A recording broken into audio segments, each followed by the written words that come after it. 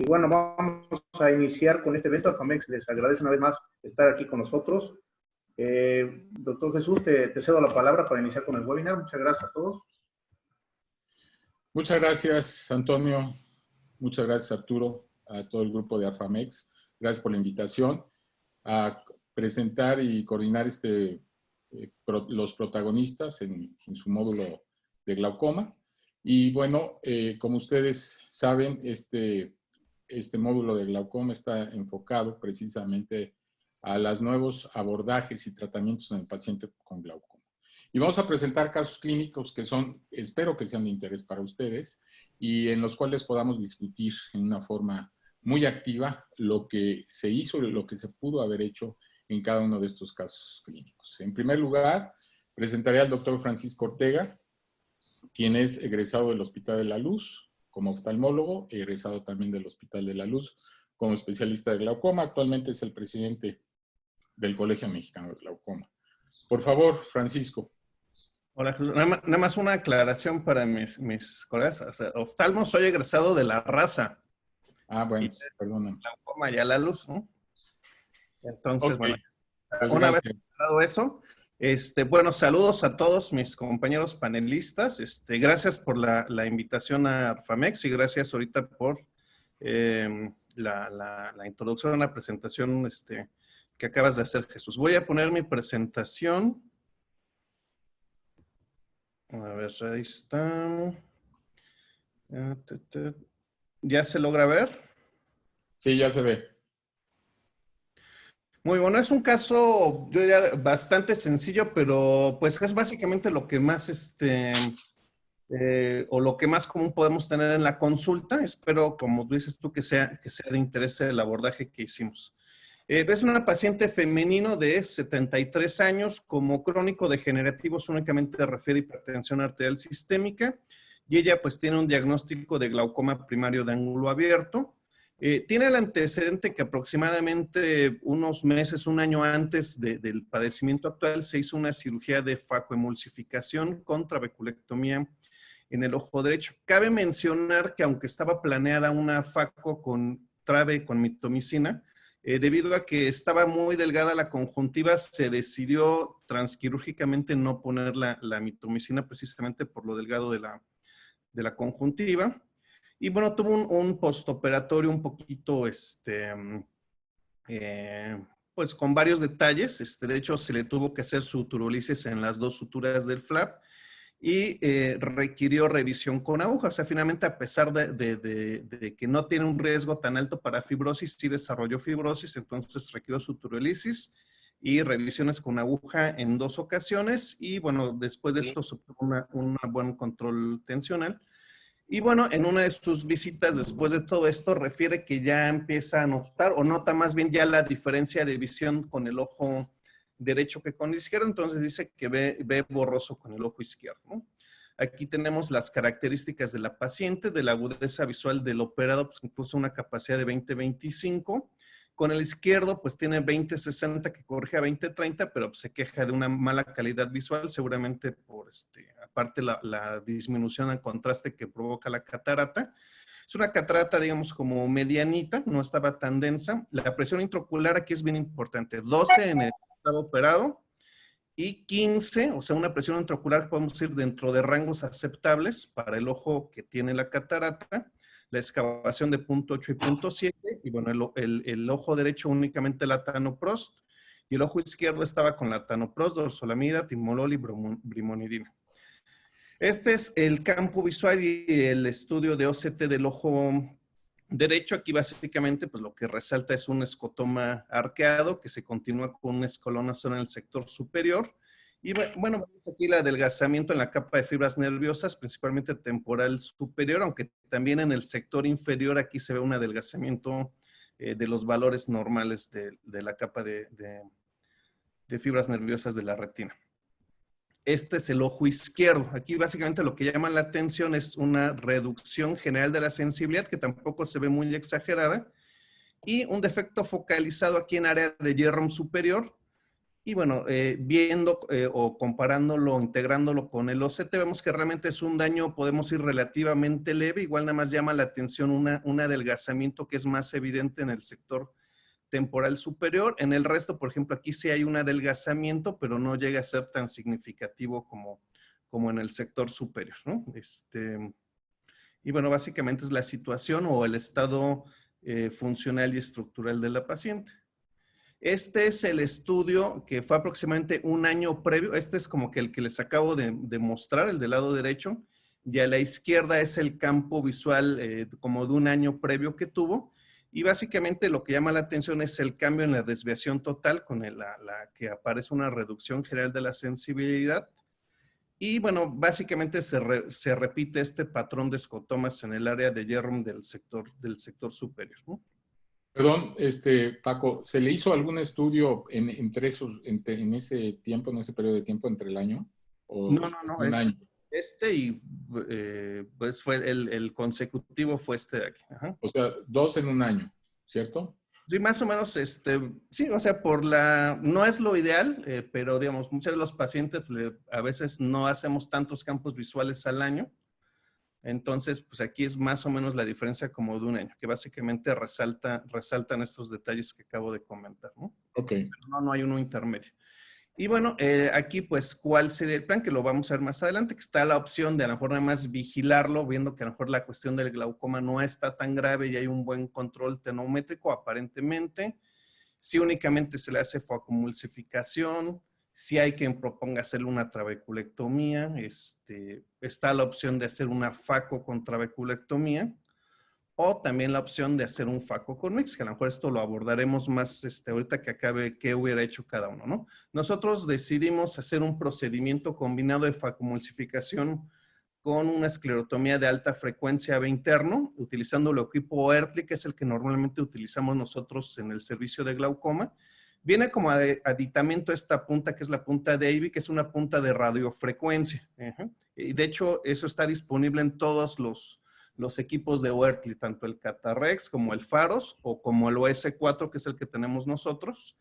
Básicamente, consiste eso en hacer precisamente una esclerotomía, un adelgazamiento de la esclera por vía interna.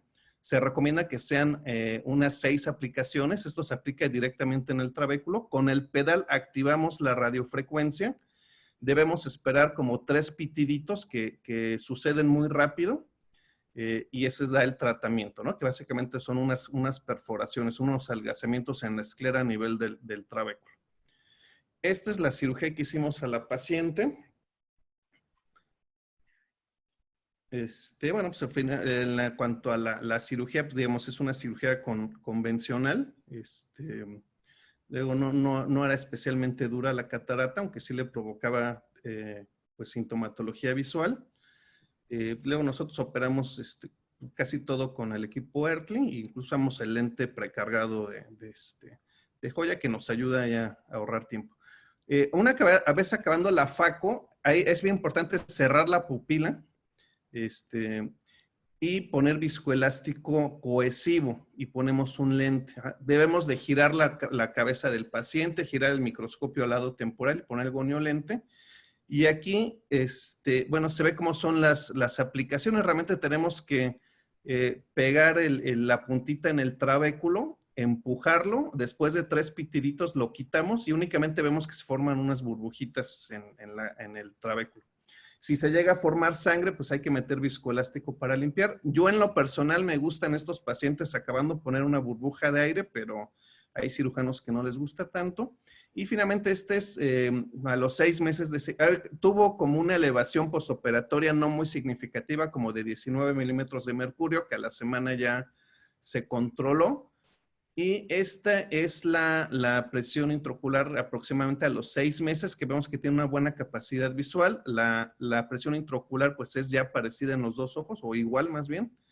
Y algo bien importante, y es una de las ventajas de este procedimiento, o yo considero como el principal beneficio, es que logramos una reducción del uso de medicamentos. Y ese es básicamente el caso clínico, Jesús. Bueno, Gustavo, tú has hecho esto desde hace muchos años. ¿Qué opinión tienes acerca del caso clínico y si tú lo hubieras hecho igual? ¿Hubieras hecho este procedimiento o hubieras tenido otra alternativa? Pues yo creo que las indicaciones para hacer esta cirugía son pacientes que se controlen muy bien con un solo medicamento, que tengan un daño leve a moderado. Es decir, que sus presiones intraoculares no estén, digamos, por arriba de un rango que requiera de 3 medicamentos o más, porque ya entonces sería una trabeculectomía. Es como las indicaciones para cualquier mix. Y realmente sí lo hubiera hecho lo mismo, porque ese procedimiento es extremadamente rápido y cómodo y lo hago muy frecuentemente. Yo creo que le hubiera hecho exactamente lo mismo que le hizo el doctor Ortega. Uriel, ¿hubieras hecho algo diferente? Realmente yo no tengo mucha experiencia con este procedimiento. No, pero por eso te pregunto, ¿hubieras hecho algo diferente? Sí, realmente hubiera hecho lo mismo, o sea, una FACO con algún mix. ¿Y A qué mí, mix hubieras preferido? yo generalmente lo que más he realizado es el Kahoot Dual Blade y realmente he tenido también muy buenos resultados, muy similares entre estos dos procedimientos. Pero pues realmente el abordaje se me hizo muy bueno porque si ya va a entrar a la cirugía de catarata, pues hacerle un plus con la cirugía de mínima invasión nos ayuda a tener mucho mejor controlar el glaucoma, como así se logró. Manuel, ¿qué opinión tienes del caso? ¿Cuál es tu opinión en relación a todo el caso clínico? ¿Tú lo hubieras observado nada más? Es un paciente que al parecer no ha tenido progresión y el campo visual, aunque es de un año, que a mí eso sí me llama mucho la atención porque es un paciente que finalmente sabemos que necesitamos por lo menos un par de estudios al año. ¿Tú hubieras tomado otra decisión? Claro. Bueno, si hubiera sido solo la cuestión de glaucoma, probablemente sí lo hubiera vigilado con el tratamiento. Sin embargo, este paciente tenía sintomatología ya por la catarata.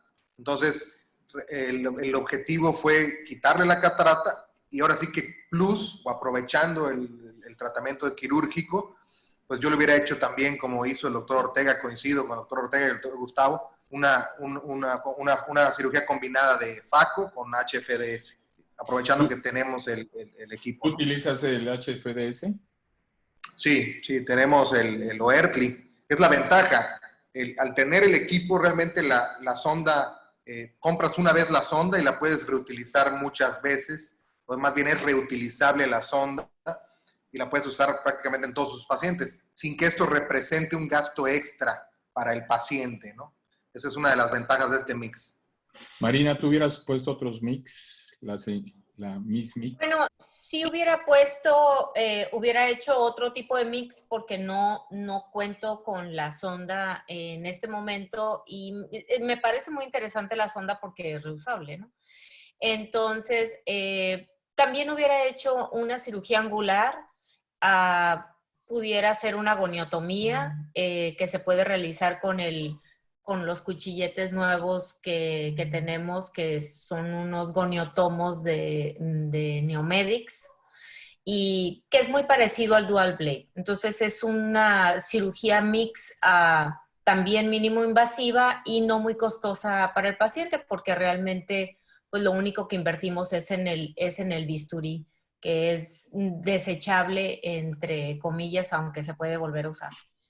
Entonces, todos estamos de acuerdo que hubiéramos quitado la catarata, pero probablemente dependiendo de la condición o las posibilidades que tengamos en ese momento para la cirugía, pudiéramos haber hecho o Dual Blade o GAT, quizá. ¿Alguno de ustedes hubiera hecho GAT? No. No. ¿Por qué no? Why not? Es una trabeculotomía 360, AB interno 360 grados. El paciente no tiene la presión intraocular tan alta. Y bueno, pues con el GAT puedes tener un ifema importante o puedes tener en el posoperatorio inmediato también ifemas espontáneos. Yo lo reservaría el GAT para un paciente mucho más joven y en un glaucoma un poquito con presiones más altas. ¿Alguien tiene una opinión diferente? Yo quería comentar. Jesús, que realmente si este mismo caso lo hubiéramos hablado hace unos 8 o 10 años, que no tenían los mix, se antojaría mucho hacer o nada más hacer la pura faco y a lo mejor después, dependiendo del comportamiento, hacer una trabeculectomía en un segundo tiempo, o habrá quien preferiría en un mismo tiempo hacerla. Al menos de lo que está documentado y también como experiencia personal, las cirugías filtrantes, cuando las hago en el mismo tiempo de una facomulsificación, resultan ser más, filtran menos o tienes más problemas, como vemos en el ojo, tienes que hacer más suturolisis o más needling, ¿no? Yo pienso que la gran ventaja que nos dan los mix en general es eso. Si es un paciente que, digamos, no está descontrolado tonométricamente, pero está usando medicamentos y tú ya por su calidad visual de los pacientes determinas que es candidato a una cirugía de catarata, puedes aprovechar en el mismo momento y hacer un extra para bajar la presión, que sabemos que los mix bajan 15, 20 o con mucho 30% en general, y la gran ventaja es que reducimos el uso de medicamentos, pero la gran ventaja es que no tocas la conjuntiva. Entonces, esto te da la opción en caso de que tú por algún motivo no obtuviste la PIO meta que estabas buscando y hay datos de progresión, tienes una conjuntiva libre para hacer algún otro procedimiento que tú... Pero también podríamos pensar entonces en una trabeculoplastia selectiva, si estamos hablando de eso. Claro. Sí, Primero claro. una trabeculoplastia selectiva, lo controlas y luego le haces la cirugía de catarata. ¿Podría ser eso? Claro, del flujograma, También. independientemente que no haya catarata, pues a menos para mí Claro. incluso mucho, desde Pero hablando de este caso en particular, o sea, una trabeculoplastia selectiva, hacerla y después la cirugía de catarata, ¿estarías de acuerdo? Exactamente, le hiciste el mix o algún otro y tú ves que no hay control tonométrico o hay hipertensión, hay progresión, entonces, digamos, si no es muy exagerado, hacemos una trabeculoplastia selectiva y puedes tener un margen de seguimiento. Si se controló con la trabeculoplastia, pues ahí te quedas, ¿no? Exacto. Si no se controló con la trabeculoplastia, pues entonces ya nos planteamos hacer algún otro procedimiento para bajar la presión, pero ahí ya contamos con una conjuntiva pues intacta, ¿no? Bueno, en conclusión diríamos que en este caso la alternativa sería la cirugía de catarata, que fue la razón por la cual se hizo este procedimiento, pero que contamos con alternativas como ya vimos, pero que además la otra ventaja importante es que al hacer un procedimiento mix, trabeculoplastia selectiva o incluso quizá micropunto, lo dejamos para otro momento esa discusión, vamos a reducir el número de medicamentos y en consecuencia mejorar la calidad de vida. ¿Estamos de acuerdo? Sí es. Ok. Vamos a pasar al siguiente caso para ir con el doctor Gustavo Velasco. Nos va a presentar su caso clínico. Adelante, Gustavo. Bueno, antes de continuar, quería hacer 2 comentarios en relación al caso anterior. Yo prefiero hacer primero el procedimiento angular antes de la FAC. Y eso lo empecé a hacer después de algún tiempo de estarlo haciendo como lo hizo el doctor Ortega. La razón es porque a veces la incisión de nuestra propia FACO es exactamente el ángulo de incidencia que nosotros utilizamos para ver el ángulo. Entonces nos quita nitidez para visualizar bien el trabéculo. Y la otra razón es porque al final de la cirugía de ángulo, en este caso una HFDS, que es de lo que estamos hablando, queda un poco de sangre. Casi siempre hay sangrado y generalmente esa sangre pues va a molestar al siguiente día. Entonces, hacemos primero el procedimiento angular. Cuando ya hacemos la FACO, ya se lava prácticamente toda la hemorragia que nosotros mismos provocamos al hacer la HFDS o la cirugía angular. Y tenemos una cámara más limpia al siguiente día. Ok. Y un tercer punto es el tamaño de la incisión, porque las navajas que usamos de 2.8 milímetros tienen una graduación de 1 milímetro con una línea. Y entonces, si tú metes toda la navaja, la incisión es de 2.8. pero para hacer el mix y que no se te pierda la cámara y que tengas una cámara bien formada y no batalles para perder viscoelástico, es mucho más cómodo hacer una incisión de 1 milímetro primero, que es la primera marca de la navaja, hacer nuestra cirugía angular con viscoelástico y ya después ampliar la incisión a 2.8 y hacer la FACO. Entonces, eso, te digo, yo lo he visto con el paso de los años, lo aprendí porque hacía la incisión completa como la hizo el doctor Ortega, pero sí batallas porque la cámara se te puede estar aplanando un poco al manipular la punta, la pieza de mano del HFDS. Entonces, bueno, son comentarios que creo que vale la pena mencionarlos. Gracias, Gustavo. Continúa con tu caso, por favor. Pues esta cirugía yo la quise llamar cirugía holística. Ahorita les voy a explicar por qué. Se trata de un paciente femenino de 62 años que acude a valorar por primera vez en el año 2015, en el mes de septiembre. Su agudeza visual es de 20/40 en ojo derecho y 20/50 en ojo izquierdo, y eso es sin corrección. Y tiene una excavación de 0.8 en ambos ojos. En ese tiempo se le hace el diagnóstico de glaucoma y la paciente desarrolla intolerancia prácticamente a todos los medicamentos en el transcurso de los siguientes meses. De septiembre a mayo del 2016, que fueron 7 meses después, se le propone una SLT para un control óptimo de su presión intraocular. Y desde el año 2016 hasta la fecha, se mantuvo ya sin tratamiento tópico. La SLT logró una estabilidad estructural y funcional en los siguientes 4 años. El 21 de abril del 2018 desarrolla tracción vitreomacular, y esto diagnosticado gracias al análisis de fibras maculares, mapeo ganglionar y el análisis de 5 líneas que hacemos a nivel de mácula, donde detectamos que sí la paciente tenía una membrana epirretiniana en ojo izquierdo. Entonces, desde esa fecha, desde el 2018, se le estuvo dando seguimiento a su glaucoma y también con estudios periódicos de la mácula.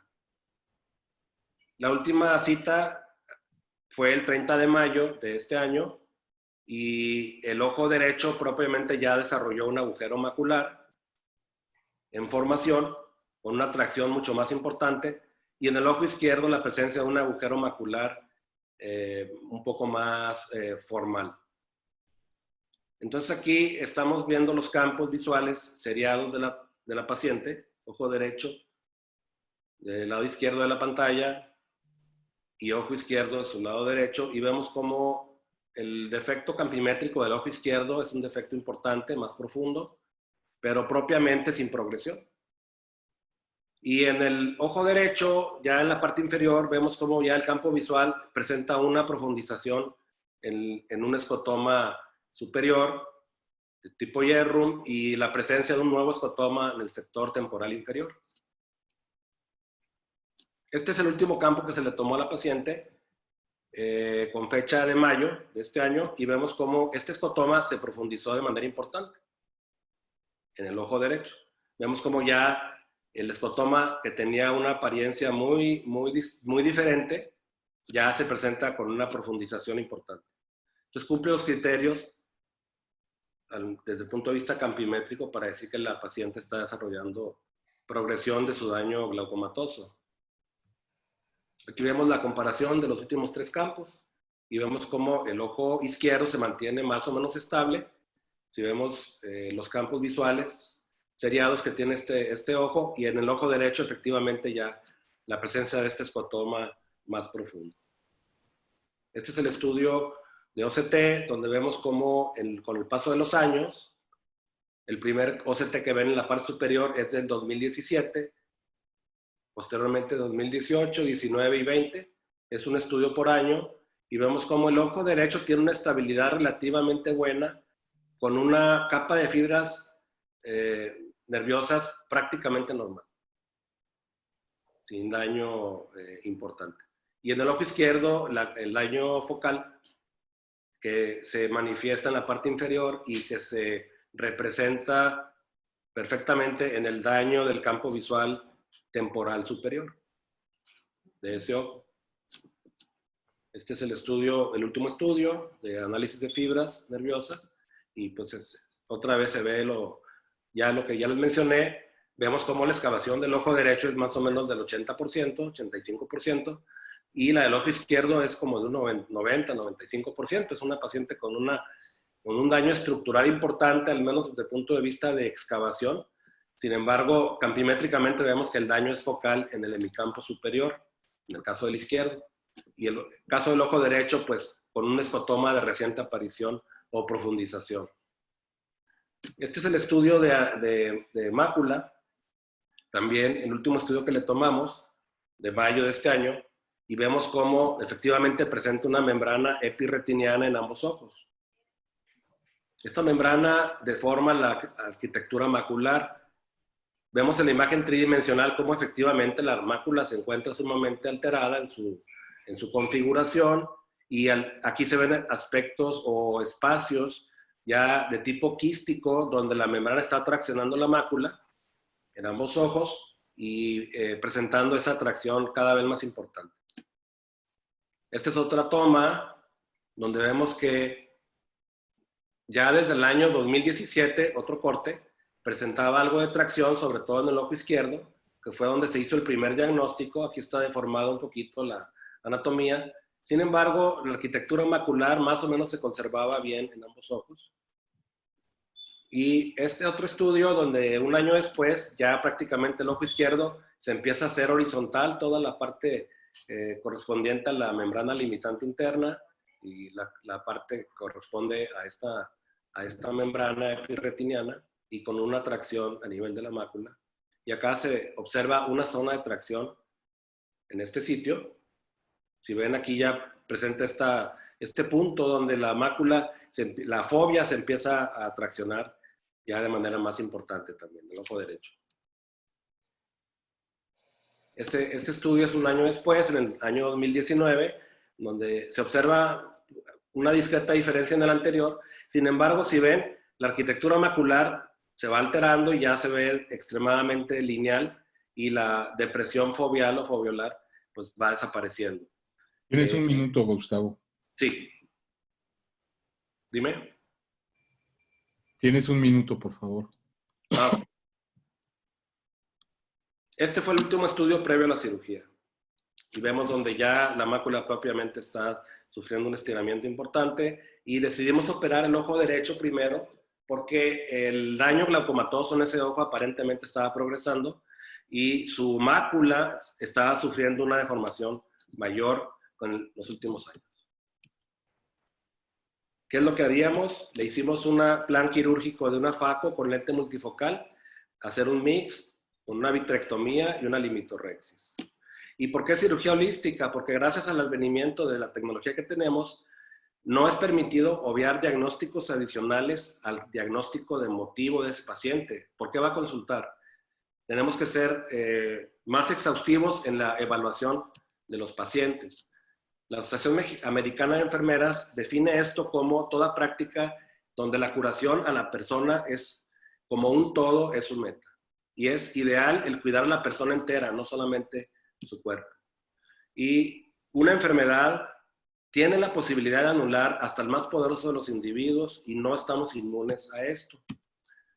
El doctor Vergés es un oftalmólogo que está en Nueva York, practica esta medicina holística dirigido ya a la oftalmología, y él menciona que siempre tomar en cuenta que todos los pacientes pueden tener alteraciones adicionales como degeneración macular, glaucoma, cataratas o simplemente un ojo seco.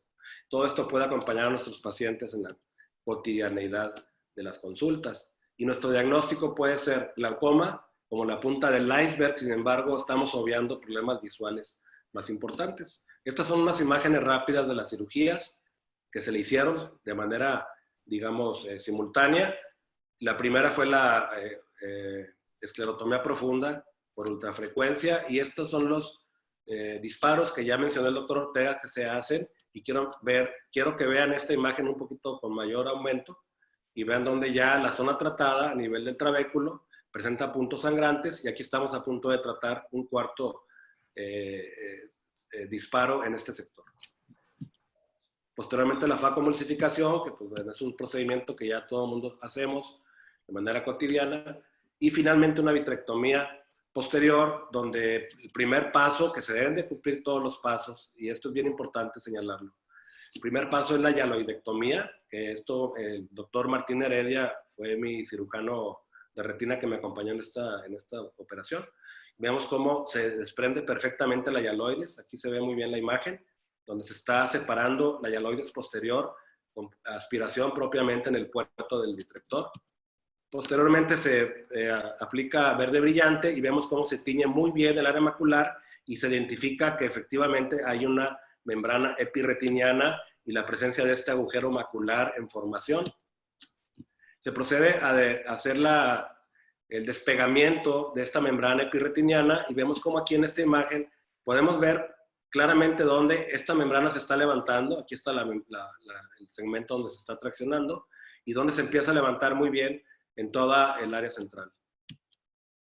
Para finalmente, bueno, ya lograr separar la membrana epirretiniana, se vuelve a colocar verde brillante y vemos cómo el aspecto moteado nos habla de que efectivamente falta quitar la membrana limitante interna. Y aquí ya se procede a hacer la tercera parte del procedimiento, que sería la limitorrexis. Vemos cómo se tiñe muy bien y se va despegando paso por paso la limitante interna para dejar perfectamente libre el área central. Este es el aspecto final del polo posterior y vean cómo ahora sí la mácula ya se ve planchadita. ¿Comentarios? Lo principal es siempre buscar factores adicionales de afección en el paciente, no perdernos siempre en un motivo único de consulta. Ser más resolutivos y si vamos a ofrecer algo que sea en una sola entrada a quirófano y para evitar entradas múltiples o tener que después decirle al paciente, ¿sabes qué? Tienes este otro problema y hay que hacerte otra cirugía. Y tratar de siempre ir más allá, escudriñar más allá de lo que estamos viendo de manera evidente. Muchas gracias. Muchas gracias, Gustavo. Realmente un caso muy, muy interesante. Quisiera nada más comentar aquí algunas de las preguntas del público. El doctor Fernando Aguilera dice, el lente multifocal con patología macular está contraindicada. ¿Qué opinas? Perfectamente de acuerdo, igual que en glaucoma, y siempre se toma en cuenta la agudeza visual central y el daño campimétrico que tenga el paciente. En el caso de este paciente, la campimetría del ojo derecho únicamente presenta progresión en un escotoma de reciente aparición y es superior. No tiene afección de la parte central. Y su agudeza visual preoperatoria era de 20-40. 20/40. Sí. Entiendo que si hay un daño macular importante, vamos a decir 20-80 o menos, habría que tener mucho cuidado con poner un lente multifocal. Y la otra es que si el paciente tiene un daño campimétrico de ambas máculas, sobre todo afección central, donde ya hay un macular split o una separación de las mitades horizontales de la mácula, ahí habría que tener demasiado cuidado en poner un multifocal. Pero creo que este caso lo acepta perfectamente y no hay una contraindicación formal. Yo quisiera hacer una pregunta al resto del panel y si me quieren poner, ¿quieres dejar de compartir un momentito, Gustavo, para que nos veamos los panelistas? Quisiera preguntarles, aquí me llama mucho la atención que después de tanto tiempo y aparentemente controlado, el paciente tuvo una progresión aparentemente rápida. Primero, Gustavo, ¿a qué atribuyes esta progresión tan rápida en los últimos meses? Y si hay alguien más que tenga un comentario al respecto. Bueno, el glaucoma es asimétrico, lo sabemos por definición.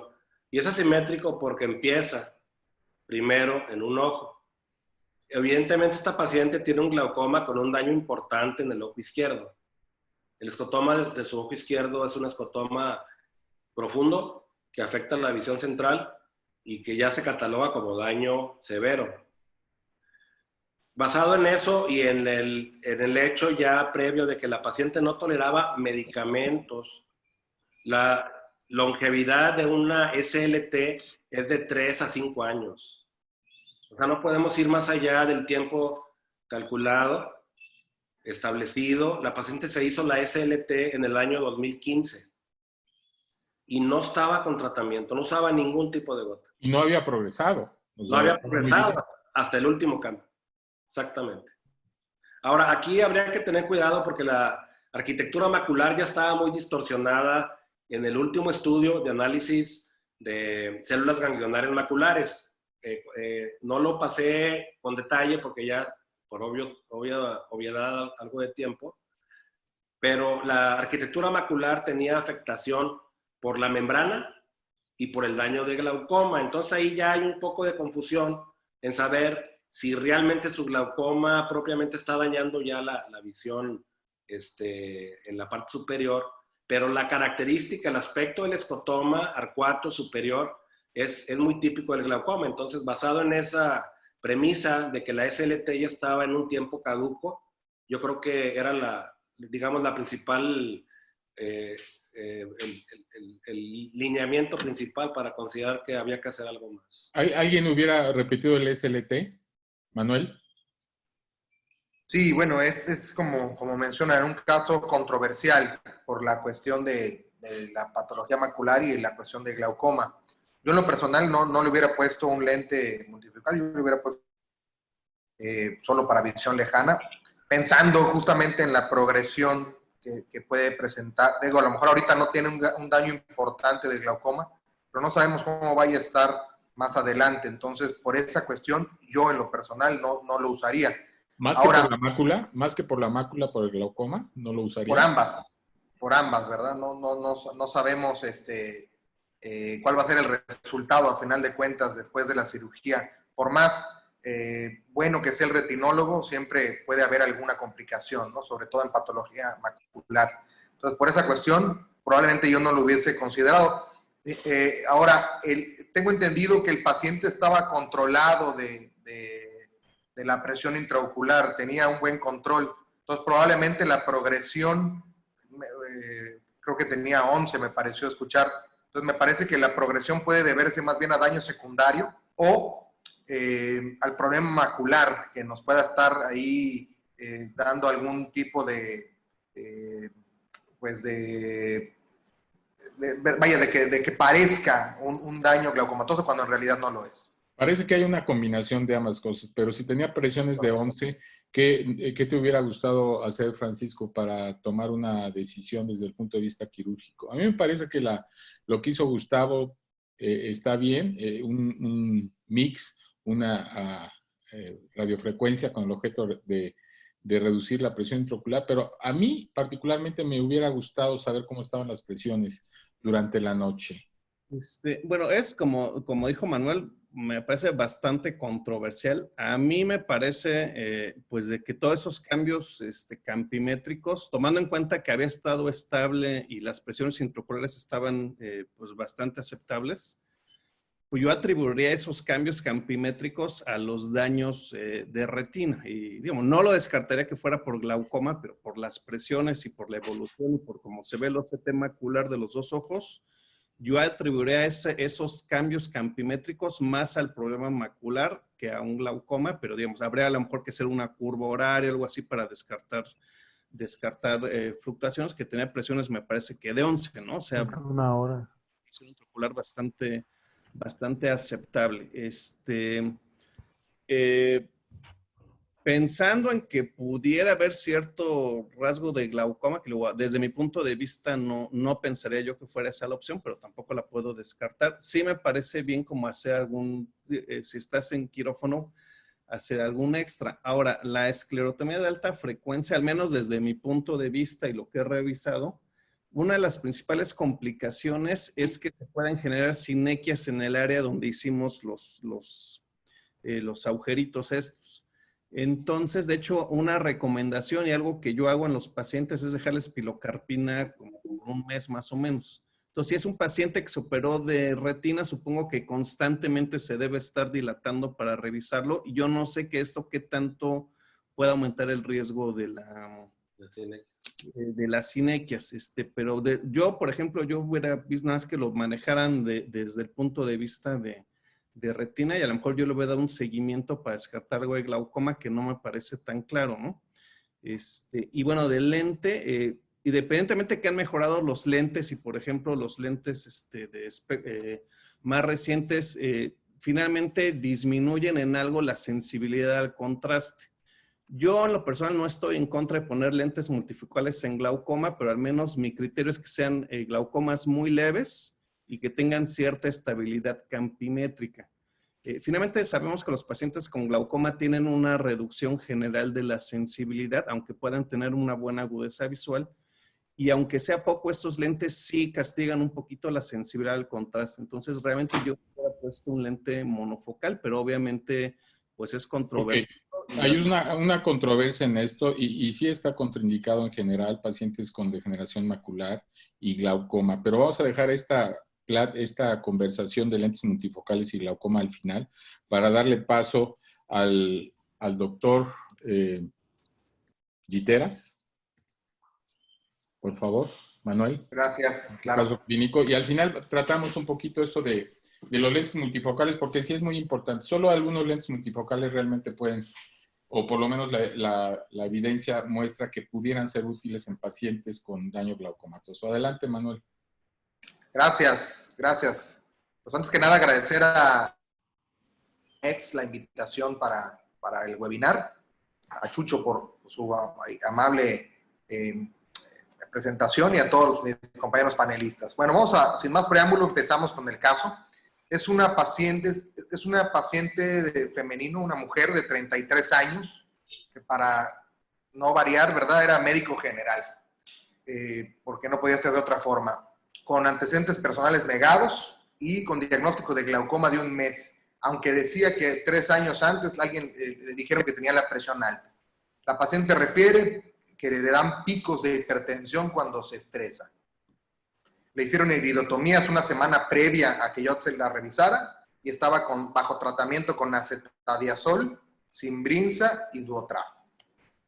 A la exploración oftalmológica encuentro una refracción, una miopía de -6 aproximadamente en ambos ojos, con una capacidad visual de 20/30 derecho y 20/50 izquierdo. Sin embargo, llama la atención las presiones tan altas en el ojo derecho 32 y en el ojo izquierdo 41, con un ángulo cerrado. Presentación. ¿Perdón? La presentación no se ve. No estás compartiendo la pantalla. No, perdón. Tienes que compartir la pantalla. Ya, Correcto. ahora sí, yo creo que ya está entrando. Entró Marina. Ahí está. Ahí. Bueno. ¿Quién está? Ya está el doctor. Okay, Gracias. adelante, por favor. Entonces, bien, les decía, entonces la exploración llamaba la atención una miopía alta en ambos ojos, con una presión intraocular alta elevada de 32 en el derecho y 41 en el izquierdo, llamando la atención que el ángulo estaba en 0, ¿verdad? Siendo un paciente miope, fue lo primero que me llamó la atención. Las iridotomías estaban permeables. Y esta era la exploración. Y vemos aquí, sobre todo llama la atención en el ángulo, cómo hay una cámara bastante estrecha, siendo la paciente miope. Aquí vemos la iridotomía, tanto en el ojo derecho, como vemos aquí, como en el ojo izquierdo. El nervio óptico, como vemos aquí, es una excavación de aproximadamente un 60-70%, y en el ojo izquierdo, una excavación por deflexión de vasos, hasta un 80%, 70-80% de excavación. Bien. Los campos visuales, bien, vemos algunos escotomas en el cuadrante nasal superior y algunos en área de Jerrum. Y en el ojo izquierdo, de igual forma, escotomas en el cuadrante nasal superior y en el área de Jerrum. Las paquimetrías eran de 560 en el derecho, 562 en el izquierdo. En el OCT se observaba un daño estructural importante, sobre todo en sector inferior, tanto en el ojo derecho como en el ojo izquierdo. La capa de células ganglionares con un adelgazamiento generalizado, aunque cabe señalar que era una paciente miope y que probablemente esto pudiese estar también ocasionando esto. En fin, diagnóstico. Con lo que tenía, yo creo que no podíamos hacer un diagnóstico hasta no tener algún otro estudio, ¿verdad? Por lo cual decidimos realizar un VM a la paciente. Al hacer el VM, llama la atención estas imágenes quísticas, ecosilentes que se encontraron en el cuerpo ciliar, tanto en el ojo derecho como en el ojo izquierdo. Aquí las vemos. Con esto, un eje anteroposterior de 24,77 en el derecho y 24,87 en el izquierdo. Con esto llegamos al diagnóstico de un glaucoma secundario de ángulo cerrado, a quistes en el cuerpo ciliar. Bien, y ahora, ¿qué le ofrecemos a la doctora de tratamiento? Es controvertido porque con unas presiones tan altas, pues, ¿qué se antoja hacer?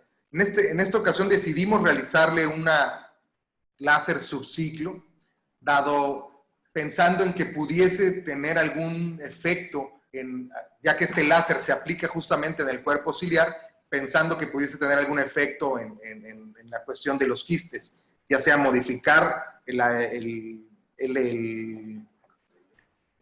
cuerpo ciliar, que se desplazara hacia atrás, el eje iridocristaliniano, o bien que hubiese incluso alguna probable cambio en los quistes. Para lo cual realizamos un láser subciclo con un protocolo usual de 2000 miliwatts a 31.3% en el sector superior e inferior, previo marcaje de la paciente. A mí siempre me gusta, cuando ponemos el láser, uso una endoiluminación, y bajo retroiluminación marcamos dónde está el cuerpo ciliar para poder realizar el procedimiento. Y se realiza el procedimiento de forma convencional. Aquí lo vemos en este video. Nada más recordar, la sonda siempre tiene que estar perpendicular a la esclera. Utilizar la menor cantidad de tinta posible para que no interfiera con el láser. Y se realiza el procedimiento de forma convencional, tanto en el sector superior como en inferior.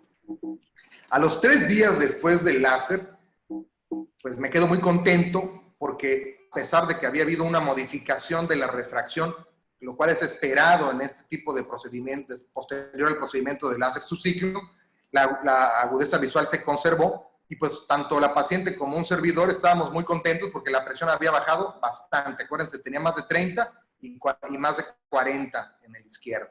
Y me llamó mucho la atención que el ángulo se observó ligeramente más amplio, ¿verdad? Bastante más amplio, como vemos en estas fotografías. Aquí vemos cómo hay un espacio, ya no se observa el iris posicionado sobre la córnea. Igual aquí arriba, en el ojo derecho, y también en el ojo izquierdo, vemos ya que hay un poco más de espacio. Pareciese que el diafragma iridocristaliniano tuvo un pequeño desplazamiento hacia atrás, o bien redujo el tamaño de los quistes posterior al procedimiento. Sin embargo, a los 30 días, al mes del posoperatorio, pues ya viene otra vez la doctora diciendo que había bajado presión. Al tomarle la presión vemos que había vuelto a subir, incluso más de lo que tenía el primer día que yo la exploré. Entonces, ¿ahora qué hacemos? Era la pregunta. Ya le hicimos subciclo, ¿ahora qué sigue? La presión volvió a subir e incluso parece que subió mucho más.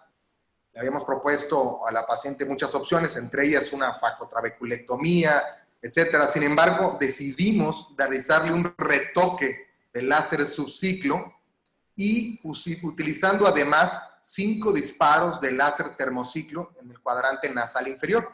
Y escogí este cuadrante simplemente porque es el cuadrante en donde la conjuntiva no tocamos, y para dejarle el resto de la conjuntiva sin tocar en caso de que se tenga que hacer algún otro procedimiento.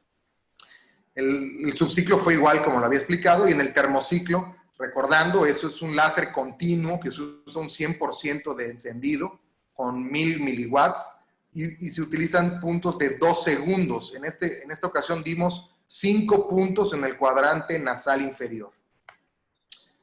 Como vemos,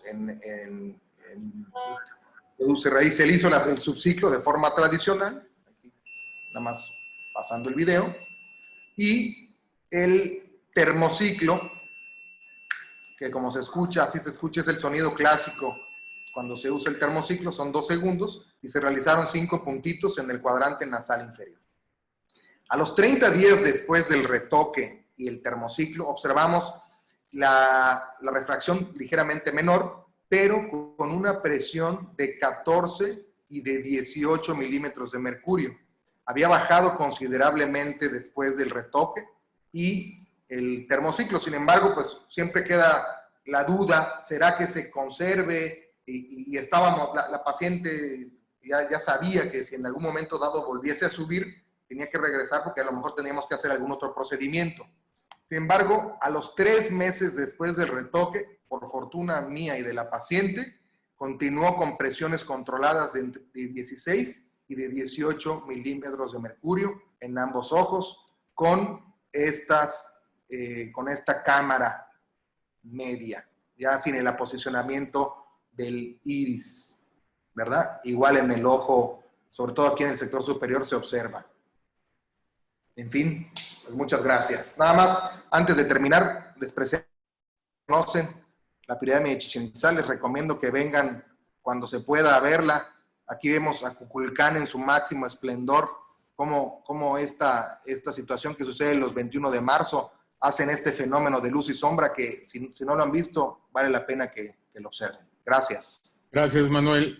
Pues sí, Manuel está en Mérida, en Yucatán. Es egresado del Hospital de la Asociación para Evitar la Ceguera en México, glaucomatólogo, reconocido en todo el país y muy activo. Gracias, Manuel, por tu participación. Gracias. Bueno, este caso me parece muy, muy interesante por varias razones. La primera es una paciente relativamente, bueno, es una paciente joven, con un daño, con una hipertensión ocular muy importante, de muy difícil control, que inicialmente se le hace un subciclo y no responde. ¿Cuáles son, desde tu punto de vista, Manuel, las razones por las cuales en la termociclofotocoagulación hay una respuesta? Claro. Bueno, recordemos que el láser subciclo o subliminal, llamado por la otra empresa micropulsado, es un tratamiento en el cual solamente se utiliza el 31% de encendido de láser. No es suficiente para ocasionar una destrucción del cuerpo ciliar. Por lo tanto, lo único que ocasiona es una contractura de las fibras musculares del músculo ciliar y modifica anatómicamente las fibras del cuerpo ciliar y del trabéculo, mejorando el flujo de salida uveoescleral. A diferencia del láser termociclo, que sí existe una termodestrucción del cuerpo ciliar, con lo cual disminuye la formación de humor acuoso. Por lo tanto, el termociclo, al ser ciclo destructivo, pues destruimos parte de la formación del humor acuoso de la paciente. Y probablemente incluso hayamos disminuido el tamaño de los quistes. Aquí hubiera sido muy interesante tener un VM posterior, sin embargo, la paciente por cuestiones se lo pediste, personales ¿no? No lo pudo hacer. Se lo pediste, ¿no? Se lo pedimos, pero no lo pudo. Pero entonces, fíjate lo que me estás comentando. Es una paciente que tiene un ángulo aparentemente cerrado, por lo menos por aposición, en el cual tú estás pensando que son los quistes los que están provocando eso. ¿Por qué no lo hiciste primero termociclofotocoagulación pensando que eso podría modificar la estructura del cuerpo ciliar y poder haber logrado una rotación, que parece que eso es lo que se logró? ¿Qué opinas de eso? ¿Una endociclo? No, una termociclofotocoagulación inicialmente y no hacer la subciclo. Claro, debido a la presión intraocular tan alta que tenía la paciente, ¿no? Por eso se decidió hacerle el subciclo y porque es el procedimiento que tenemos a la mano aquí en la clínica.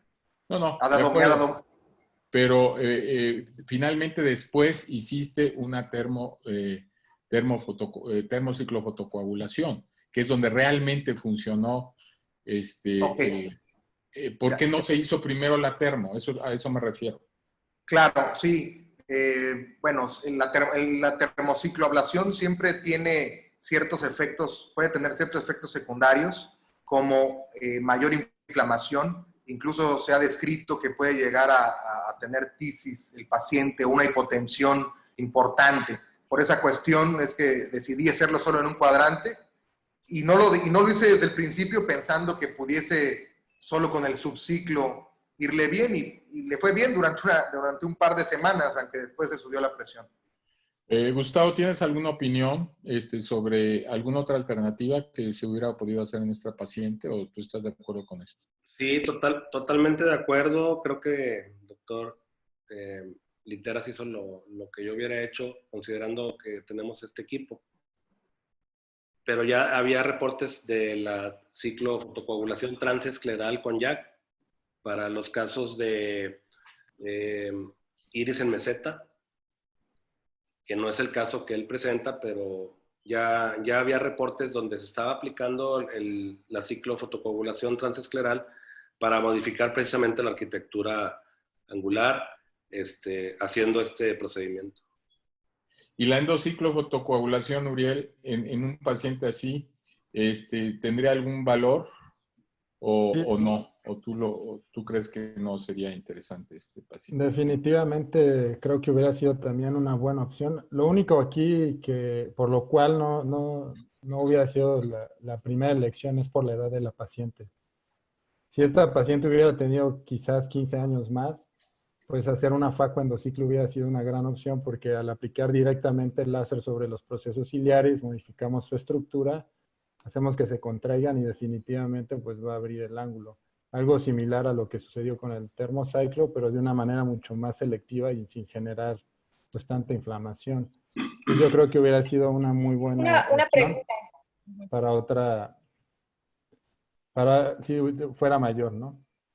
Sí. Marina, tu Tengo una comentario. pregunta para el doctor Giteras. Yo creo que aquí él fue muy acertado que indicara un VM. Que hubiera cambiado un poco su manejo si el VM no reporta esos quistes. Y si Claro, hubiera tenido ángulo cerrado. ¿Qué otro manejo le hubieras, sí. que Aquí hubieras hecho? Porque la yo creo que sospecha. aquí la clave de que decidiste hacer ese tratamiento fue el VM, que te reporta pues esa formación quística en todo el cuerpo ciliar, prácticamente 360 grados.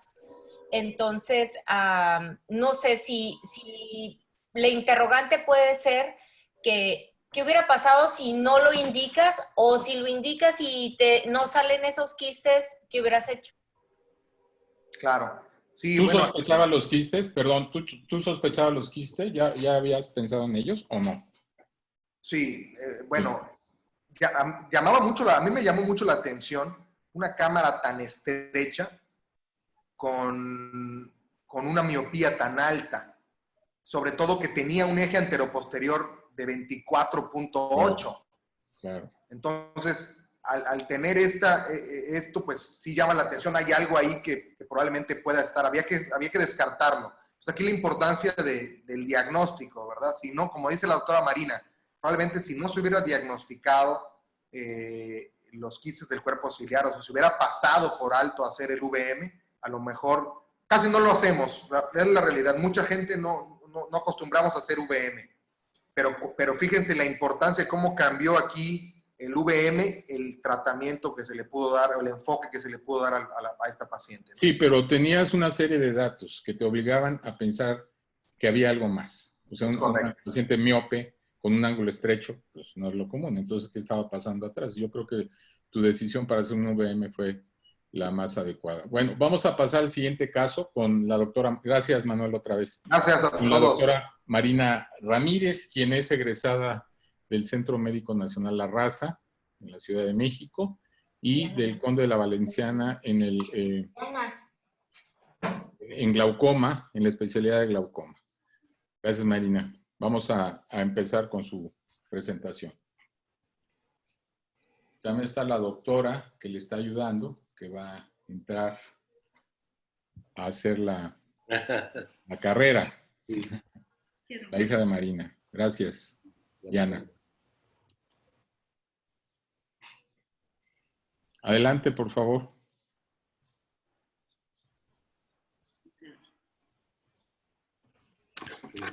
Marina. El micrófono está desactivado. Tu micrófono, por favor, ¿lo puedes desactivar? ¿Yo? No, no, activar, perdón, Marina. ¿Lo puedes activar?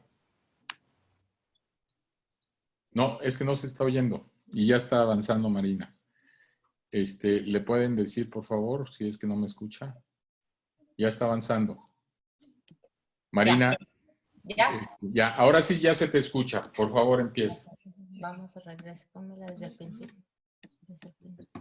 Gracias. Ok, entonces comentaba que es un paciente que lo vi la primera vez en el 2005 y bueno, en ese entonces tenía 20/20 de agudeza visual con una cámara anterior estrecha, una gonioscopía ángulo de grado 1 o 0, zonas de cierre, muy parecido, ¿verdad?, al caso que acaba de presentar el doctor Giteras, y con una presión de 40 milímetros de mercurio en ambos ojos y excavaciones de 80% y 95%. Esto fue en el año del 2005. Estos son sus campos visuales realizados en ese entonces, donde vemos el severo daño campimétrico del lado izquierdo. Este es el OCT que contábamos en aquel entonces, el Stratus, donde vemos pues prácticamente, a pesar de que son megadiscos, vemos un daño muy importante. En aquel entonces pues iniciamos tratamiento tradicional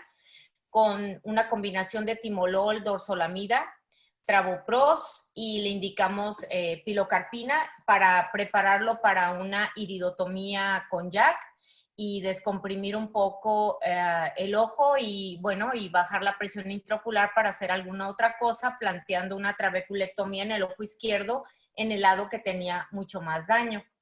Se le realizaron las iridotomías sin complicaciones y se procedió un par de meses después a realizar una trabeculectomía del lado izquierdo con mitomicina, ¿verdad?, para evitar fallas en el posoperatorio. Evolucionó más o menos de una forma satisfactoria, aunque requirió 3 inyecciones de 5-fluoracilo para garantizar sus presiones intraoculares mejores. El ojo derecho, pues tenemos que es un paciente con una iridotomía, con tratamiento combinado, y el ojo izquierdo iridotomía y una trabeculectomía con mitomicina, más las inyecciones de 5-fluoracilo y una terapia combinada. Digamos que los siguientes 3 años el paciente estuvo pues estable, ahorita estable en cuanto a la presión intraocular, aunque vamos a observar al rato sus campos visuales, pero ya 3 años después empezó nuevamente con presiones intraoculares altas. El paciente confiesa que ha tenido omisiones en el tratamiento, de repente llegaba a la consulta y tenía 2 semanas sin haberse aplicado el tratamiento. El paciente vive en Estados Unidos, entonces no puede adquirir el medicamento tan fácilmente. Se plantea realizarle trabeculectomía en el ojo derecho y un implante valvular en el ojo izquierdo que tenía previamente la trabeculectomía, que ya se veía pues fibrosa. Entonces, planteamos la trabeculectomía de un lado y un implante valvular, una válvula tipo AMED con flexible plate, y la colocamos sin mayores complicaciones. Notamos que después que la trabeculectomía del ojo derecho nos empezó a costar bastante trabajo sacarla adelante, a pesar de haberla manejado con mitomicina, también con 5-fluoracilo, se le realizó needling, hasta que finalmente no pudimos controlar la presión intraocular del ojo derecho y terminamos colocándole en ese mismo año una válvula en ese ojo. Y la válvula pues ya se le había colocado del lado izquierdo en febrero. Hasta aquí el seguimiento tradicional de este paciente. Aquí vamos a ver los campos visuales del mismo paciente con el paso de los años. Este es ojo derecho, 2005, 2006, 2007, y vemos cómo pues el paciente está teniendo una progresión clínica muy evidente en sus estudios de campo visuales, sus estudios funcionales. Y pues así son a veces los glaucomas, ¿no? Entonces, este es el del lado, ese es del lado derecho, este es el del lado izquierdo que, no, otra vez el del lado.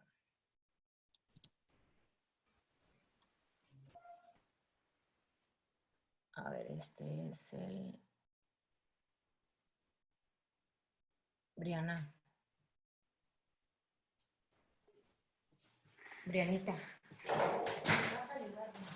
Se está presentando otra vez el... ¿Qué pasó? ¿Qué pasó? Quiero poner el del lado izquierdo, el campo visual del lado izquierdo.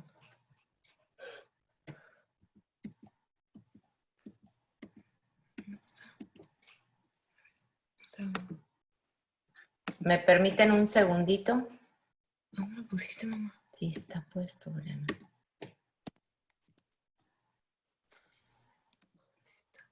No te me vayas. Bueno, este es un caso, Marina, bastante común en el sentido de que es una paciente de largo tiempo de evolución, que de pronto es algo común en nuestros pacientes que dejan de ir al médico, y es un caso bastante representativo de lo que sucede en la vida diaria.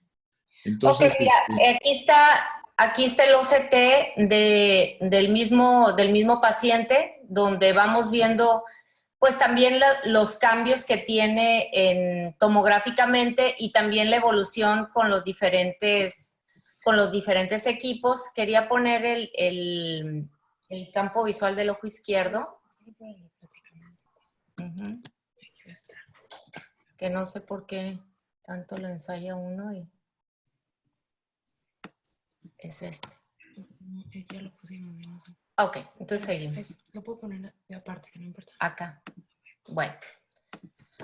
Entonces, para fines del 2008 tenemos un paciente con implante valvular ambos ojos, que ya tiene trabeculectomía previa, pero sin embargo estamos teniendo presiones estables por unos años y lo que tiende a pasar años después de que se le puso una válvula, las presiones para el 2017 empiezan a fluctuar, 18, 19, de repente llegan con 20.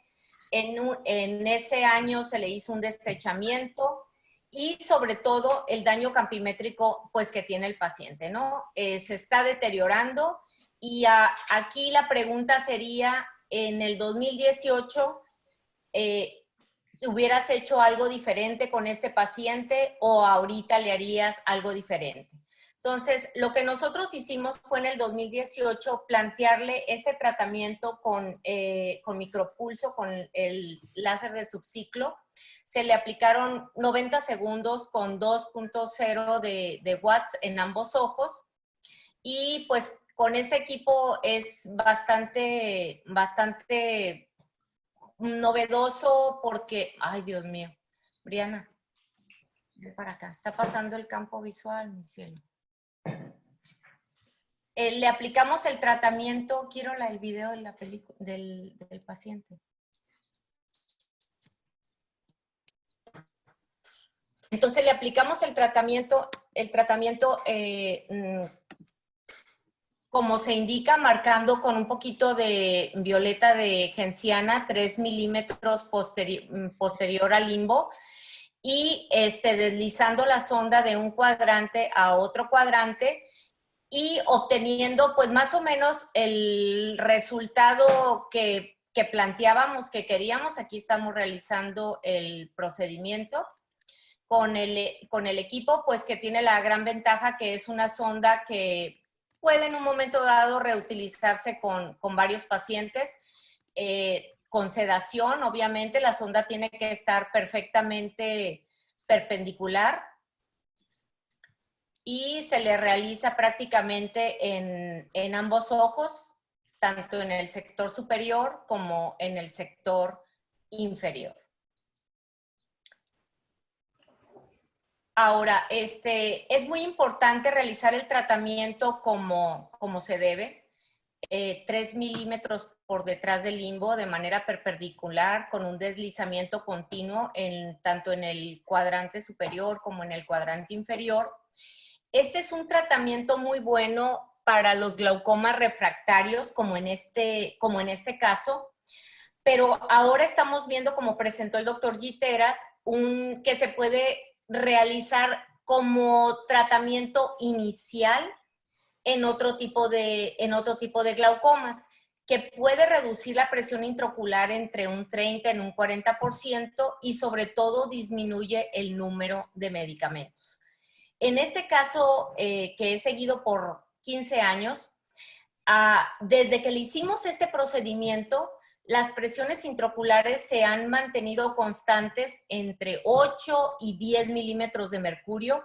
Confieso que no le he suspendido completamente el tratamiento médico, sigue por lo menos con una combinación desde entonces, y sus presiones se han mantenido de manera estable, sus campos visuales están bastante estables, y recientemente se le realizó una facomulsificación porque ya sus presiones estaban bastante estables y creí conveniente ver si podíamos mejorarle un poquito su agudeza visual, y con un resultado pues bastante favorable. Claro que es algo reciente, apenas tiene 2 semanas que se realizó el procedimiento, pero es un paciente pues que se ha hecho las cosas by the book, ¿no? Como se debe, con lo que teníamos en aquel entonces. Quizás ahorita, en este año, pudiéramos manejarlo de una manera diferente y se puede prestar también a la discusión. Gracias, Marina. Gracias por tu presentación. Bueno, es un paciente, como decía yo hace un momento, que es un paciente de todos los días. Un paciente que vemos durante 15 años, que a veces va al consultorio, a veces no. Se le ha hecho una serie de procedimientos. Que finalmente, después de este procedimiento, se ha logrado controlar la presión intraocular. ¿Alguien quisiera hacer algún comentario acerca del procedimiento que se hizo o hubiera podido o querido hacer algún otro procedimiento? Francisco. No, de hecho, ya me parece, yo hubiera hecho exactamente lo mismo. Sobre todo ya tenemos la tecnología de subciclo. Realmente, pues es una de las, tiene varias indicaciones y una de ellas es precisamente este tipo de glaucomas refractarios. Hay que considerar que este tipo de tecnología, recalcar que no es destructiva del cuerpo ciliar cuando se utiliza en este ciclo de trabajo de 31.3. Entonces, probablemente en glaucomas así que ya tengan cierto compromiso del flujo de salida, es probable que pueda haber cierta recuperación de la función del cuerpo ciliar o disminución del efecto del tratamiento, y yo sí vería que pudiera ser probable en algún momento un retratamiento, pero no pienso que se debe considerar como un fracaso, sino simplemente como que es la característica de este procedimiento. Pero yo lo hubiera hecho exactamente lo mismo que la doctora Marina, pero sí estar al pendiente de las presiones porque pienso que pudieran volver a subir, y si volvieran a subir yo le volveré a hacer otra dosis ahí de... ¿El resultado depende de la técnica, Francisco, o no tiene que ver la técnica? Porque tengo la impresión de que a veces la punta puede no estar bien dirigida, de repente se te mueve y das en otro lugar. ¿Qué opinas de eso? Sí tiene que ver. Francisco. Definitivamente sí tiene que ver. Es un procedimiento que uno lo ve y se ve muy fácil. Y es fácil realmente, pero sí tiene sus mañitas. Algo como dijo el doctor Manuel, que sí debemos de cuidar que la punta esté completamente perpendicular al plano de nuestra esclera. Si nosotros inclinamos la sonda, esa energía del láser, pues no se va a ir directamente hacia el área de tratamiento, sino que se va a dispersar. Entonces, bien importante mantener la punta perpendicular. Es bien importante que haya una buena interfase con viscoelástico para que haya una mejor transmisión de la energía. Y bueno, los tiempos de tratamiento junto con el poder, pues nos va a dar la respuesta. Igual, la velocidad con que nosotros pasamos la sonda también puede influir en en el resultado. Entonces, es muy sencillo realmente, pero sí hay como pequeños detallitos que debemos de ir cuidar constantemente para tener Para buen... obtener un buen resultado. Marina, ¿quieres hacer algún comentario en relación a eso? ¿O algún otro?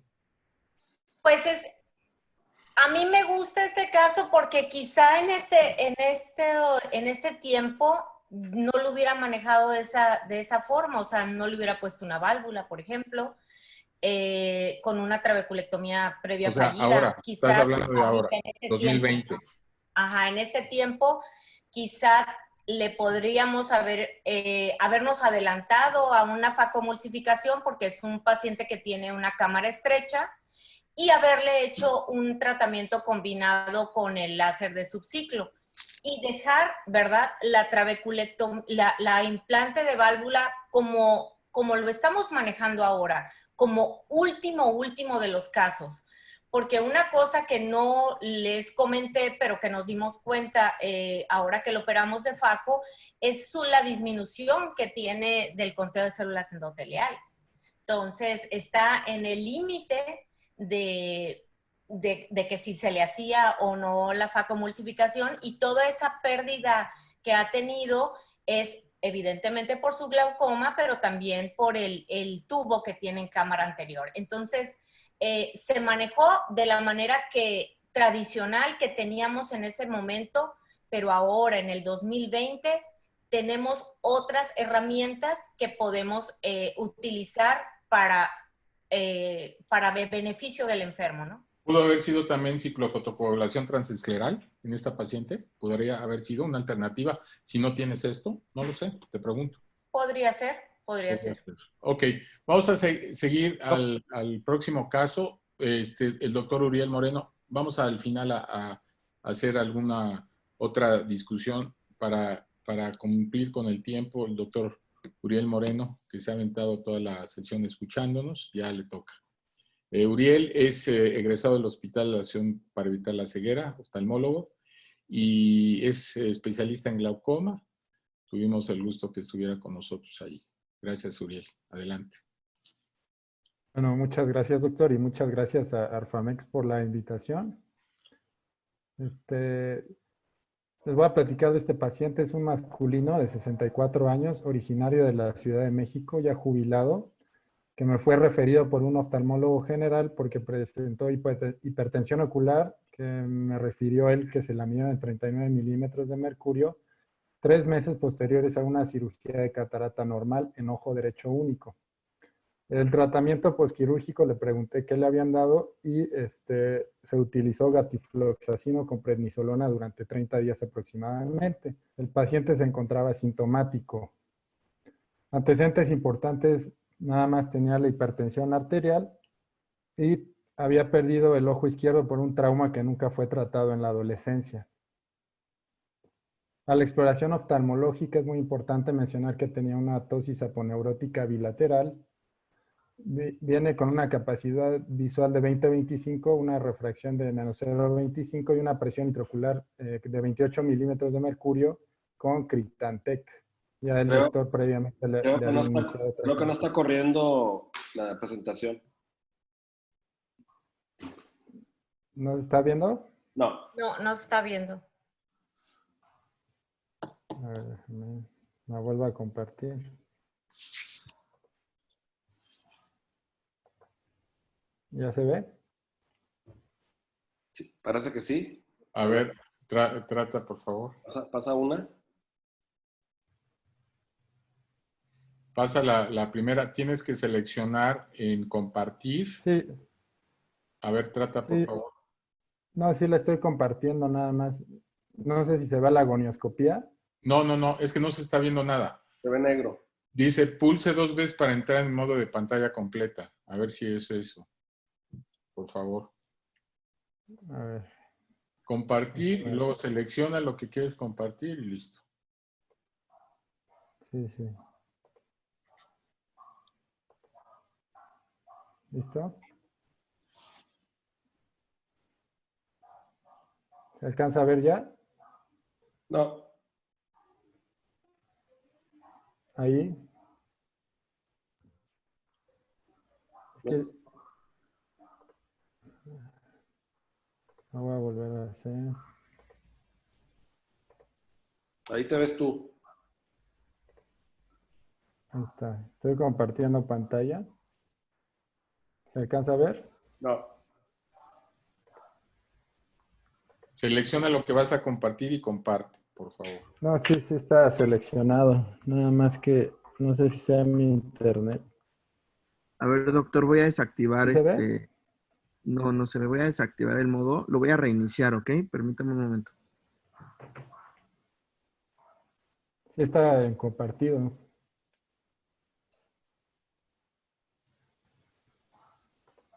Listo, inténtelo de nuevo, por favor. Supuestamente vez. ya me sale aquí que está compartido la pantalla. Pero me Ah, marca que la conexión a internet es inestable. es posible que sea eso. O si te vuelves a salir y a entrar, Uri, ¿qué dices, ingeniero? Ay, Yo no soy ingeniero, ¿verdad? Ah, no es cierto. Posiblemente pueda funcionar. En lo que presentan algo más. es el último caso, Mike. Pues si quieres, Pues sí. Jesús, si Está quieres, bien. podemos empezar la discusión de los multifocales. Ok, sí, mira, mientras vemos esto de Uriel, yo sí me parece muy interesante porque es lo que se ha generado en el chat. Se ha generado una discusión súper interesante. Entonces, mira, les voy a decir todas las preguntas que hay sobre multifocales. Dice, Doctor, por ejemplo, Hola, ¿están ahí? ahorita que lo interrumpa, nada más para recordarle a todos los espectadores sí, que después del caso del doctor Uriel Moreno, se compartirá el link para las preguntas y así validar su participación. El link estará en el chat. ok, o sea, no se interrumpe la conexión, sigue y en el chat están las preguntas, ¿cierto? Así es, al final era el caso del... Del doctor Uriel. Listo, disculpe, ¿eh? Lo No. dejo. Bueno, entonces, decía que ha creado mucha polémica lo del lente multifocal y el caso del doctor. Ya decía yo que el doctor Fernando Aguilera dice, patología macular y daño campimétrico por glaucoma están contraindicados. Luego dice, esta paciente también tiene un agujero macular, la doctora Rosester Badía. Ernesto Vilches dice, Enrique Corral dice, opino yo que por el glaucoma, maculopatía y cirugía macular definitivamente no está indicado el lente intraocular multifocal. Buenas noches, disculpe. ¿Qué opinan de una faco al ojo derecho? Bueno, hablemos primero del multifocal. Te están atacando muchísimo, Gustavo. ¿Qué pasó? A ver, ¿qué me puedes decir de eso? Pues con todo respeto para la audiencia, y sí estoy de acuerdo, pero es lo mismo que el daño campimétrico en glaucoma. Con una agudeza visual de 20/40 o mejor, el paciente tiene mayor satisfacción visual si se le pone un lente multifocal. ¿Y cómo puedes sustentar eso? ¿Qué evidencia hay para decir eso, Gustavo? Pues hay varios artículos que lo mencionan. Hay una referencia muy interesante de enero del 2020, publicado en el Archivos de Von Graf de Ophthalmology, enero del 2020. Y es un artículo que hizo un estudio comparativo en pacientes con degeneración macular, y en un ojo les ponían multifocal y en el otro ojo les ponían monofocal. Y en la conclusión más importante del artículo, este artículo, el autor principal es el doctor Grzybowski. Si alguien lo quiere buscar, G-R-Z-Y, Bowski. Y bueno, al final de la conclusión es que los pacientes refieren mayor satisfacción en el ojo con multifocal. Es un artículo muy reciente y es un estudio comparativo en el mismo paciente, ojo contra ojo. Entonces, es un estudio que habla de la satisfacción después de la cirugía. Bueno, a mí me gustaría oír la opinión del resto del panel. Si ustedes ponen que en general se dice que el lente multifocal en glaucoma, olvidémonos un poco de maculopatía, que es muy claro ese aspecto. Y lo que dice Gustavo es algo, es una publicación reciente, en donde se establece que hay mayor satisfacción con el lente multifocal en un paciente con degeneración macular.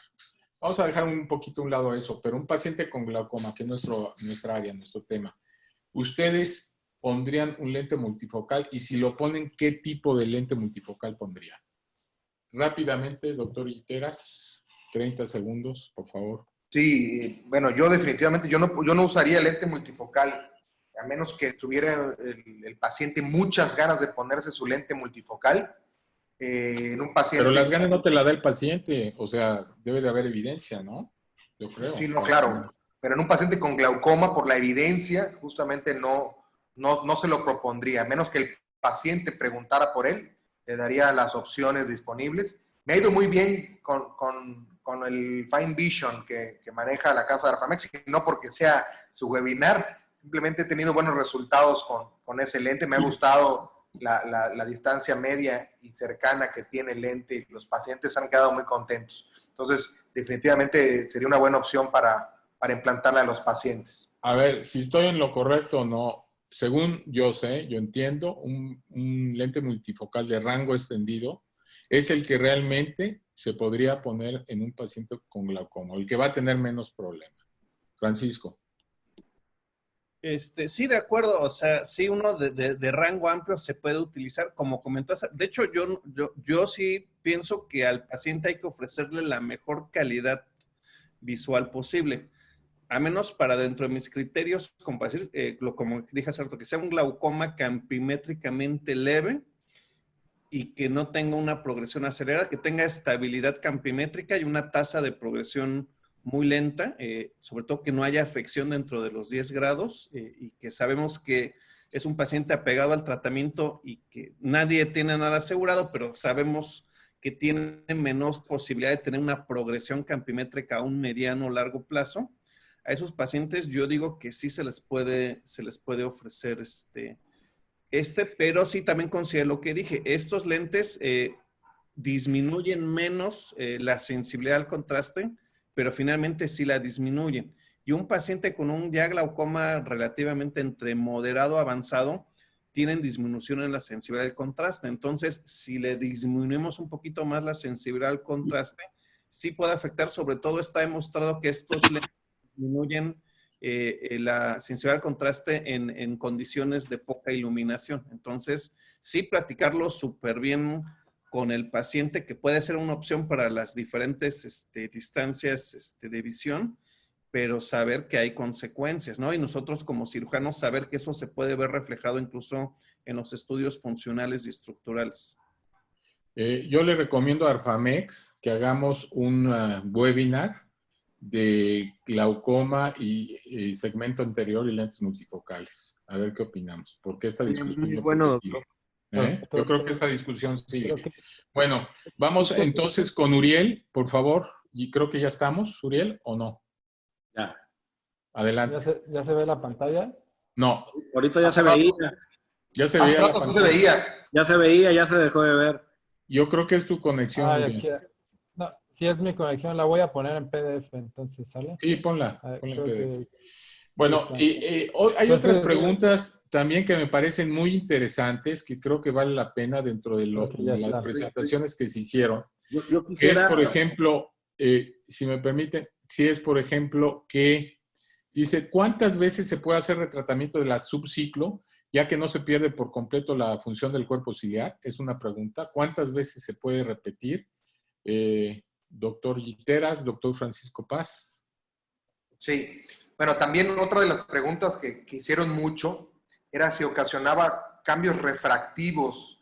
Las respondí en privado, pero preguntaban mucho si el subciclo ocasionaba cambios refractivos en los pacientes. La realidad es que sí ocasiona cambios refractivos, pero es temporal. De 1 a 2 meses pueden durar estos cambios refractivos. Nosotros hicimos un protocolo aquí en Yucatán con más de 100 ojos, y en los cuales nos dimos cuenta que el cambio refractivo era de 1 o 2 meses. Al tercer mes, la mayoría de los pacientes regresaba a la refracción previa, y el cambio refractivo se debe a modificación anatómica, ya que ocasiona una contractura de las fibras musculares del cuerpo ciliar. y a eso se debe los cambios refractivos, así como la midriasis media que puede tener el paciente. Ahora, con respecto al retratamiento, se sabe que cada retratamiento que se otorga al paciente, el porcentaje de reducción de la presión intraocular puede ser menor. Entonces, en el protocolo que hicimos, que fue un seguimiento un año, en el 30% de los pacientes hubo necesidad de hacer el retratamiento y solo se hizo un retratamiento en los pacientes. Así es. Paco Ortega, 30 segundos, porque Gitera sí se aventó más de 30. Yo creo sí se pueden hacer retratamientos, no te puedo decir máximo cuántos. Lo que sí te puedo decir que debemos esperar al menos 3 o 4 meses para valorar un retratamiento. Antes todavía no tenemos el efecto completo láser, pero sí se pueden hacer varios retratamientos porque no destruye el cuerpo ciliar y el cuerpo ciliar tiene cierta regeneración en su función, por lo que vemos que pueda después subir la presión intraocular. Ok, muchas gracias. Uriel, ¿ya estás listo? Sí, muy bien. Voy a compartir toda mi pantalla. Ok. Para que puedan ver, ¿sale?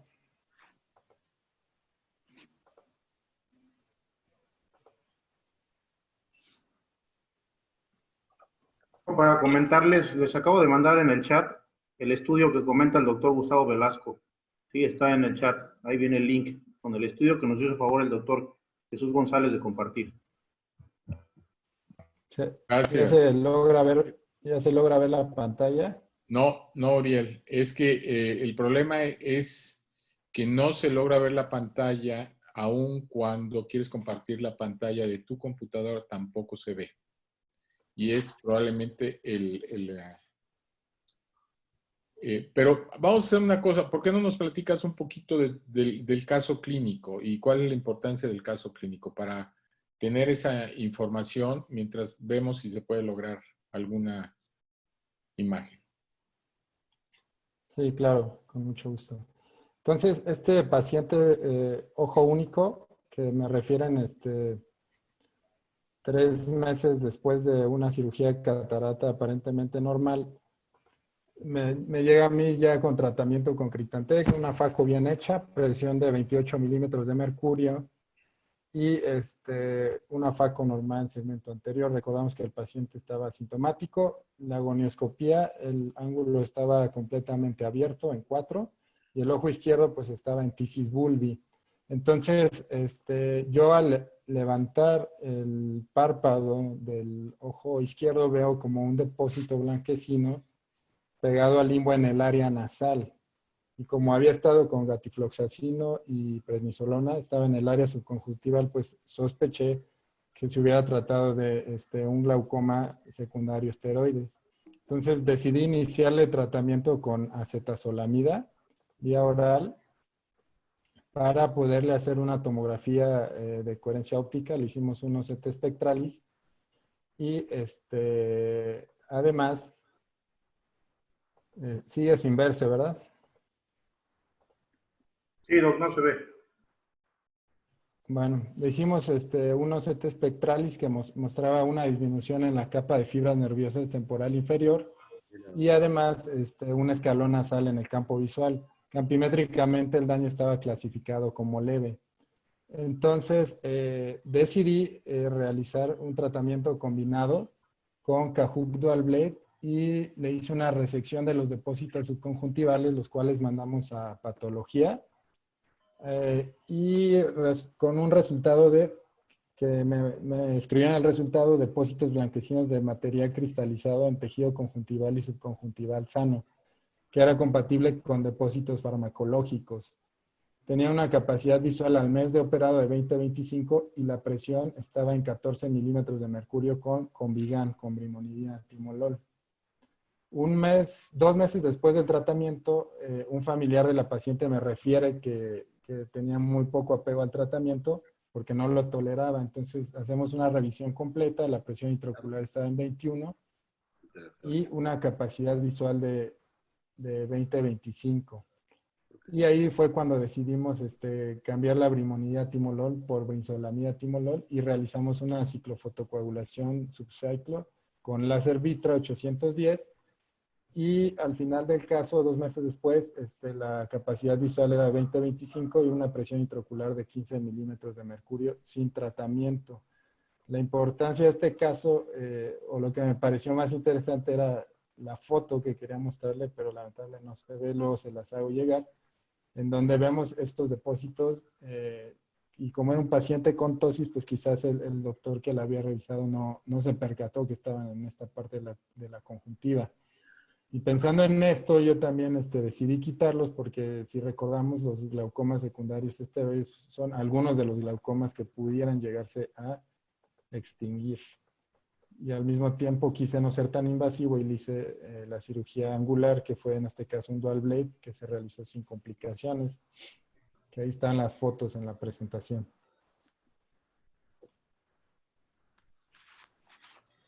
Si me pueden permitir compartir la pantalla, tengo algunas de las fotos del doctor, que ahorita me las acaban de enviar. Y si yo se las envié por correo, doctor.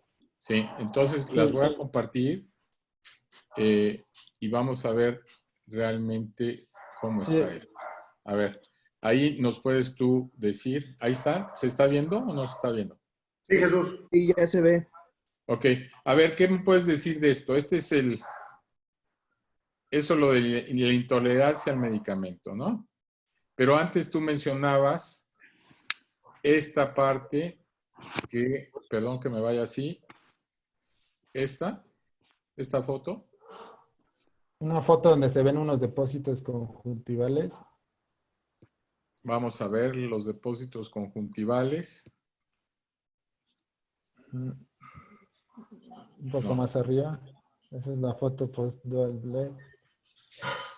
Era la que estabas enseñando hace rato, Jesús. Sí, era la que yo enseñaba. Sí. A ver, permíteme. A ver, ahí está. Perdóname. Para abajo. Es la otra, es la que te estaba enseñando. Es esta, ¿no? Exactamente. Eso fue a mí lo que más me llamó la atención. Y por eso, al mismo tiempo de la cirugía angular, decidí quitar esos depósitos y mandar a patología la muestra.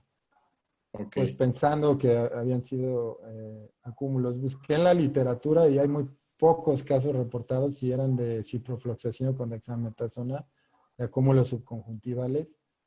Por lo que pienso yo que este paciente debió haber tenido alguna vía de entrada, alguna erosión en la conjuntiva y por eso se metió el medicamento y se acumuló ahí y sirvió como reservorio para estar aumentando la presión.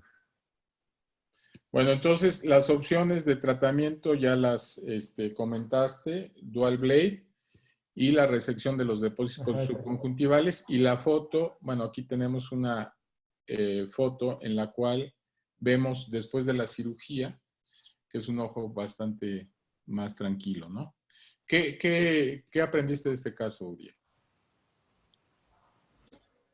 Sí, pues sobre todo que hay veces que por revisar los pacientes rápido y no checar todos los detalles, pues se nos pueden pasar cosas, ¿no? Que como este paciente tenía tosis, pues evidentemente no se veía la parte nasal superior donde estaban los depósitos y pues fácilmente uno puede checar la visión, ve 20-25 y ves el segmento anterior que está normal y pues ya, ¿no? Como es un paciente pues operado, pues muchas veces se pueden revisar más rápido de lo habitual o los podemos revisar más rápido.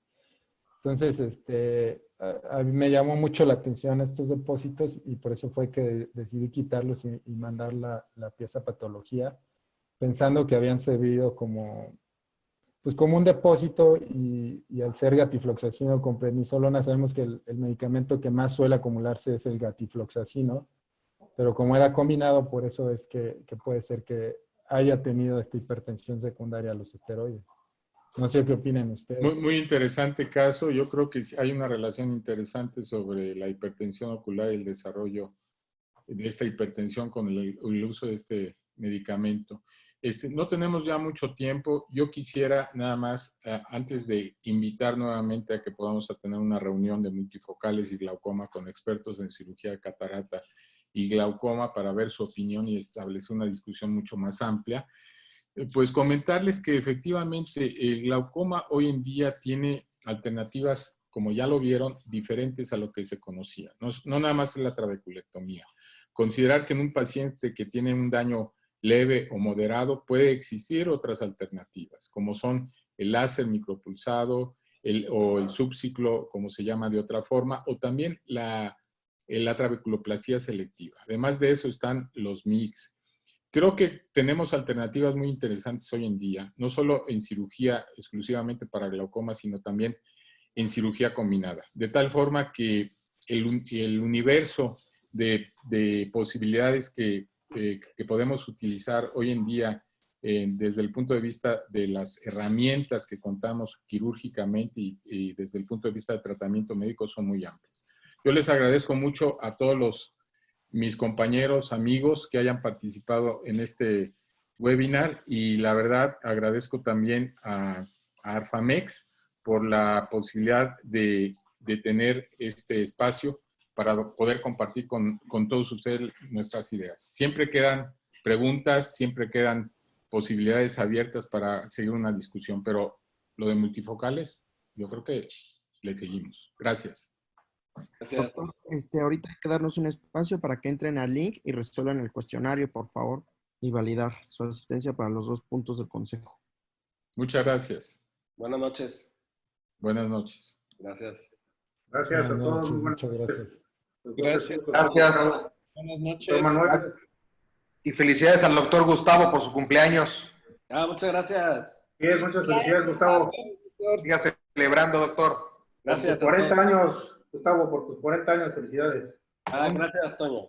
Con un mezcalito de los que venden los de Arfamex. Ya le dije, pero no me hace caso. No nos dejan mandarlo. La última y nos vamos. Están cancelados los envíos de alcohol desde Oaxaca al resto del país. Sacaron ahorita uno bueno con una variedad que se llama el mexicano. Está muy bueno, lo recomiendo ampliamente. A ver cuándo ya lo ponen en venta, Antonio y Arturo. Ya lo probé. Ya lo tenemos en venta. Nada más que nos levanten la restricción en Oaxaca para mandarles un mexicano a cada uno de ustedes.